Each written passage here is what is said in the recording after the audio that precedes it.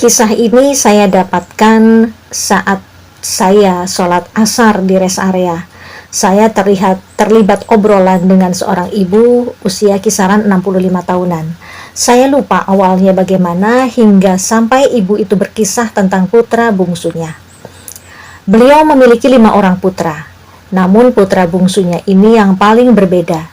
Tak pandai berhitung, tak pandai mengingat, tak pandai membaca, daya tangkap yang lambat, ditambah lagi saat itu keluarga mereka terbatas secara finansial hingga tak mungkin memberikan les tambahan bagi si bungsu.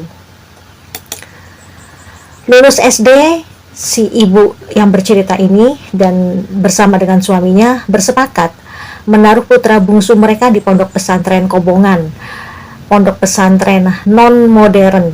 Jadi kalau biasa disebut pondok pesantren salaf ya. Jadi pondok pesantren ini yang mengkaji kitab-kitab kuning, seperti itulah. Berharap di sana si bungsu bisa menjadi penghafal Quran atau paling tidak seorang dai. Sesampainya di pondok, bertemu dengan kiai pemimpin pondok dan mengatakan kondisi si bungsu yang sebenarnya. Pak Kiai berujar, "Zikirkan terus Rabbi habli minas solihin. Kemudian sebut nama anak kalian minimal 200 kali ba'da sholat fardu. Paling tidak 1000 kali dalam sehari kalian langitkan zikiran itu." Mereka pulang dan patuhi. 3 tahun si bungsu di pondok. Memang si bungsu setiap hari membaca Al-Quran, tapi ternyata jangankan menjadi penghafal Quran, melantunkan Quran pun tak bisa indah. Tetap biasa. Jangankan bisa berdakwah untuk menjadi dai, menata bahasa saja seringkali berantakan. Sebelum saya lanjutkan, perkenalkan dulu, saya adalah Irena Rajiman, saya penulis di aplikasi Vizo. Mari kita lanjutkan. Mengapa Allah tak mengabulkan doaku? Begitu pertanyaan yang muncul di benak si ibu yang bercerita itu. Sudahlah anakku tak pandai secara akademik, tak pandai pula mengaji, begitu pikirnya. Ibu dan bapak tersebut menumpahkan curahan hati mereka pada kiai pimpinan pondok. Ikhlas dan ridolah pada putra kalian, apapun kondisinya, sebab ridho Allah ada pada ridho orang tua. Sambil terus tetap amalkan zikiran itu. Bukan dengan harapan putra kalian menjadi ini dan itu, namun berharaplah putra kalian menjadi manusia yang cinta Al-Quran sehingga takut akan Allah. Setelah itu lihatlah keajaiban yang akan Allah suguhkan. Begitu kata Pak Kiai pimpinan pondok. Tahun keempat si bungsu pulang, minta restu pada orang tuanya untuk ujlah ke Sumatera, bertani. Si bungsu mengatakan, "Saya hanya butuh restu dari abah dan emak. Tak perlu berpikir tentang ongkos saya dan bagaimana saya di sana. Mohon restu dan doa abah dan emak. Insya Allah hidup saya berkah di sana."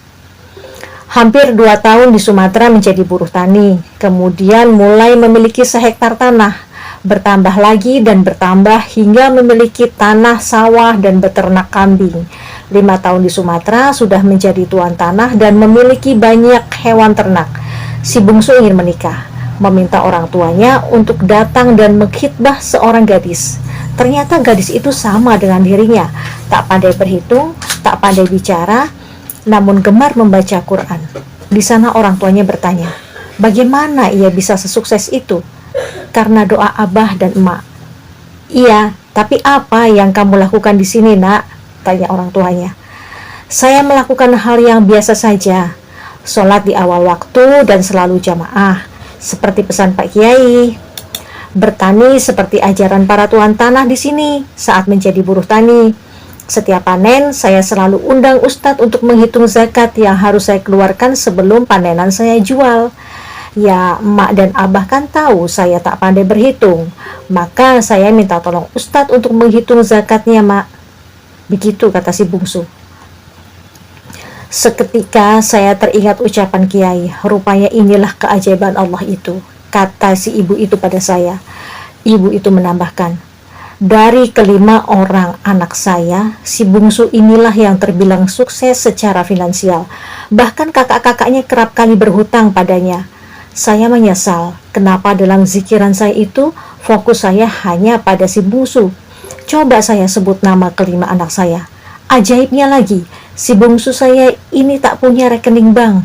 Dia menabung dalam bentuk emas batangan, dan ia bayarkan juga zakatnya setelah mencapai haul dan nisabnya. Bahkan kalau kakaknya ada yang mau berhutang, dia suruh pilih emas yang mana.